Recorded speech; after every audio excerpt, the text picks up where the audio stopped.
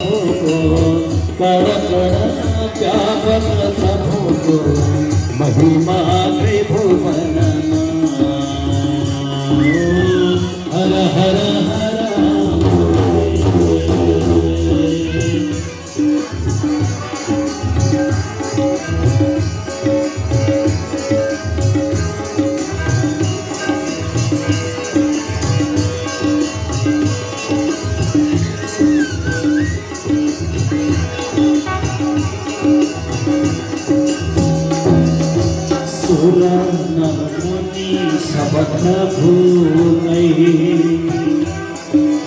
सुर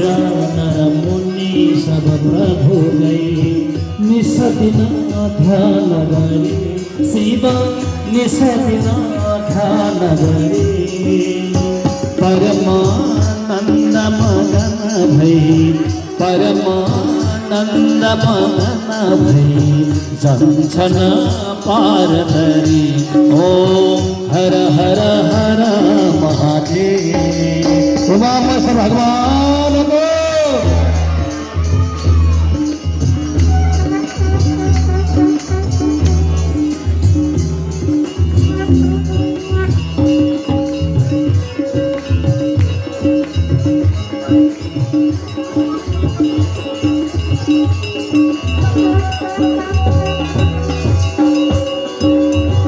सच्चिदानंद परात्पर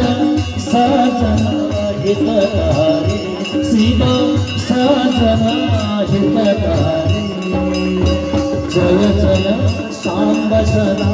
शिव जय जय शाम्ब सदा शिव जय जय त्रिपुरारी ओम हर हर हर महादेव ओम जय शिव शंकर शंभो जय गिरिजाधीश शिव जय गिरिजाधीश जय जय करुणा सागर जय जय करुणा सागर पशुपति जगदीश ओम हर हर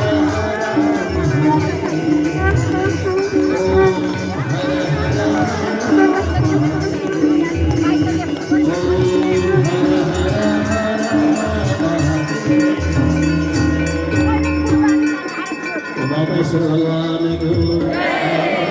शिवाय नमः शिवाय नमः शिवाय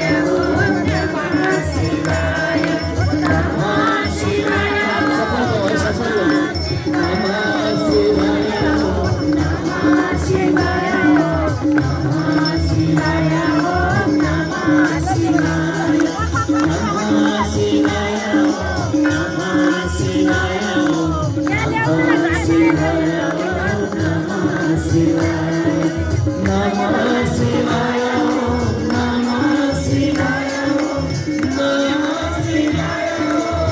शिवाय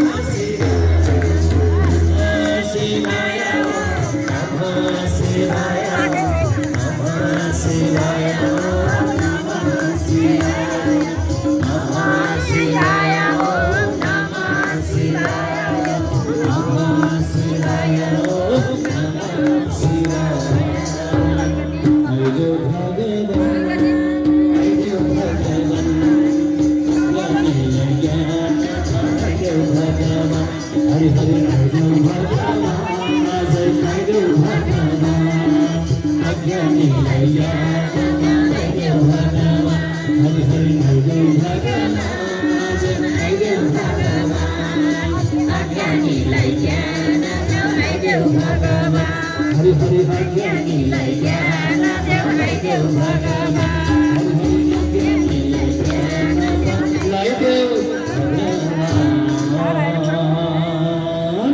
उमामेश्वर भगवान को यस्तै सुकर्म गर्दै दिनयो त्यो सधैँ फेरिमा लगाई भने आफ्नो सही भन्दै आजको गायन कार्यक्रमलाई एक विश्लेषण गर्दै अब पुष्पाञ्जली समयमा आउनाले सबैजना आफ्नो पुष्प लिनुहोला। यदि पुष्प आइपुगेन भने मनैले दीप जलाए मनैले भोलेनाथ हजुरलाई माला लगाइने भाव राखेर हजुरले प्रार्थना गर्नुहोला भन्दै अब यो माइक्रोफोनको ध्वनि यन्त्र म सम्मान गुरुदेव अर्पण गर्न चाहन्छु। जय शम्भु जय भोलेनाथ।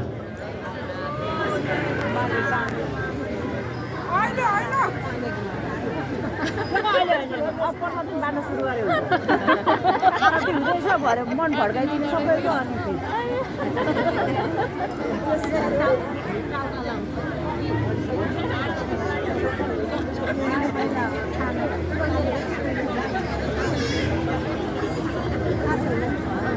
ध्यान गरेर आरती गएको पो सुन्नु त भरे